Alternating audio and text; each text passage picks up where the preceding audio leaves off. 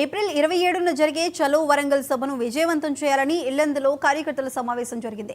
ఈ సమావేశంలో మాజీ ఎమ్మెల్యే హరిప్రియ, రాజ్యసభ సభ్యులు వద్దిరాజు రవిచంద్ర, బీఆర్ఎస్ జిల్లా అధ్యక్షులు రేగా కాంతారావు, మహబూబాబాద్ మాజీ జిల్లా చైర్మన్ బిందు తదితరులు పాల్గొన్నారు. ఇప్పుడున్న ప్రభుత్వం 16 నెలల్లో ప్రజలకు ఏమీ చేయలేకపోయింది. మళ్లీ కేసీఆర్ రావాలని ప్రజలు ఎదురు చూస్తున్నారని ఎంపీ వద్దిరాజు అన్నారు. కార్యకర్తలు దసరా పండుగ వలె టీఆర్ఎస్ జెండాలు ఎగరేసి వరంగల్ సభకు బయలుదేరాలని రేగా కాంతారావు పిలుపునిచ్చారు.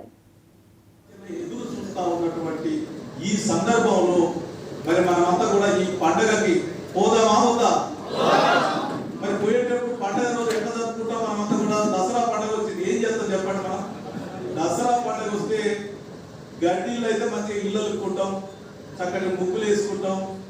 అదే పక్క ఇల్లు అయితే మంచిగా శుభ్రంగా కడుక్కుంటాం, ఆడబిడ్డలు పిలుచుకుంటాం, తోరణాలు కట్టుకుంటాం, బ్రహ్మాండంగా కళ్ళు కోడి మంచి బ్రహ్మాండంగా అల్లుడు వస్తే మరి సంబరం చేస్తామా చేయమా?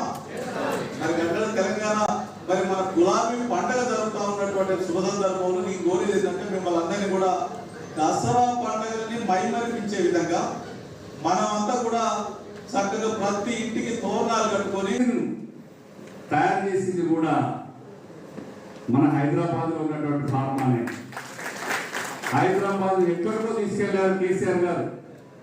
నేను ఒక విషయం చెప్తా, దుబాయ్ లో ఉండేటువంటి బంగారం రిఫైనరీలు కూడా హైదరాబాద్ కు వచ్చి శంషాబాద్ పక్కన ఉన్నటువంటి బంగారం రిఫైనరీ చేసే ఫ్యాక్టరీలు కూడా తెలంగాణకు వచ్చాయంటే మనం అంత శాంతియుతంగా పాలిస్తున్నాం.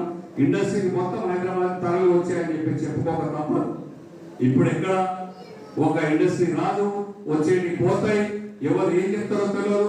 1,75,000 కోట్ల రూపాయలు పెట్టుబడి తెస్తున్నారు. పోయిన సంవత్సరం తెచ్చి వచ్చినప్పుడు 38,000 కోట్లు 50,000 కోట్లు ప్రకటించారు. ఎక్కడ పెట్టారు, ఎక్కడికి వచ్చినాయి ఇవి రావడానికి? ఇవన్నీ కూడా ప్రజలు మనం గుర్తుంచుకోవాలి. మన పంటలు మళ్ళీ పండాలి, మన ధాన్యం మనం కొనాలి, మన మొక్కజొన్నలు మనం కొనుక్కోవాలి, మన చల్లగా ఉండాలి, పచ్చగా ఉండాలంటే ఖచ్చితంగా మన కేసీఆర్ గారే ఈ రాష్ట్రానికి శ్రీరామ రక్ష